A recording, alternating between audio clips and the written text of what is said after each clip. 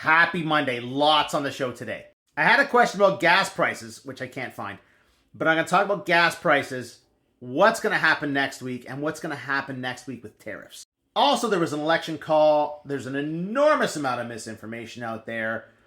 So let's just step through what happened in the UK over the last 14 years. But first, an interesting headline from the NDP. Jagmeet Singh says NDP,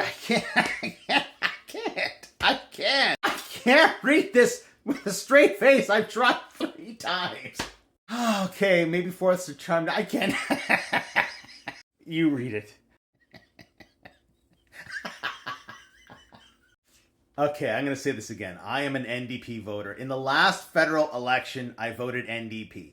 In the last provincial election, I voted NDP. I'm in an NDP riding provincially and federally. Now, let me be clear. I've never met Jagmeet Singh.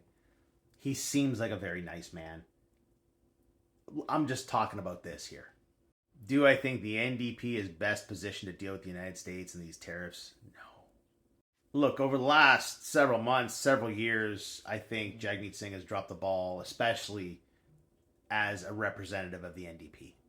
At the same time, Charlie Angus has stepped up and become a national treasure. Charlie Angus was a punk rocker.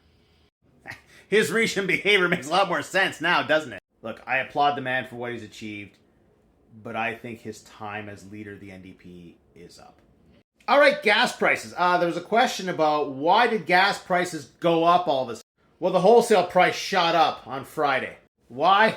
I don't know. Look around the world. Maybe it was the Red Sea. Maybe it was what's happening in Gaza. Who knows? I looked. I didn't find a reason that stood out to me that could cause an increase like this. Who knows? Important thing, though, the wholesale price is still much less expensive than it was 1 year ago. We're getting to that time of the year where the price of gasoline jumps up. There's April of last year, May, June, and July. And you can see April stood out as the most expensive month.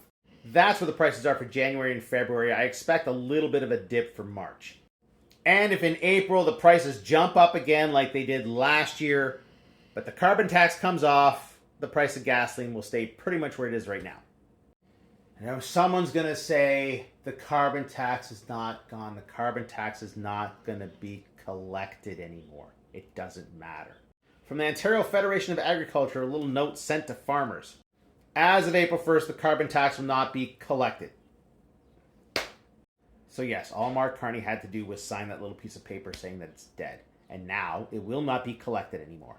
Remember when Scott Moe refused to collect the carbon tax? Same thing. And if you still disagree with me, go see yesterday's video where I explained that if the carbon tax doesn't go away, it'll never go away. But it's gone, so you won't have to worry about that.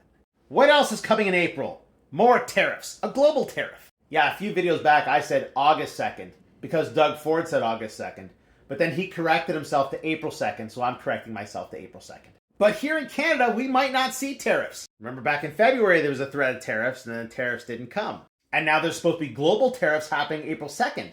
But if you haven't heard by now, and you should really go listen to it, Danielle Smith was on a Breitbart podcast saying that she spoke to the Trump administration and asked them to delay tariffs because we have an election. I'm not going to comment beyond that. Go listen to it yourself and hear what she has to say. Suffice to say, like the last few months, it might be a last-minute decision.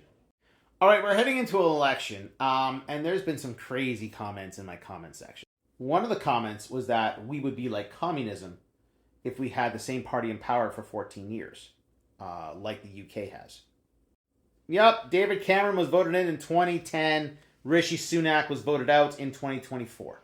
14 years of Conservatives. Also, interesting little tidbit, David Cameron resigned. Theresa May was appointed Prime Minister. Theresa May resigned. Boris Johnson was appointed Prime Minister. Boris Johnson resigned. Liz Truss was appointed Prime Minister. And then Liz Truss was kicked out. And Rishi Sunak was appointed Prime Minister. And just as a reminder, don't use Liz Truss as a source for anything. She's the worst Prime Minister the UK has ever had. 49 days in office, and then her own party kicked her out and appointed Rishi Sunak. See? September to October. And in that same time, yeah, there were elections. Yes, those appointments were confirmed through an election.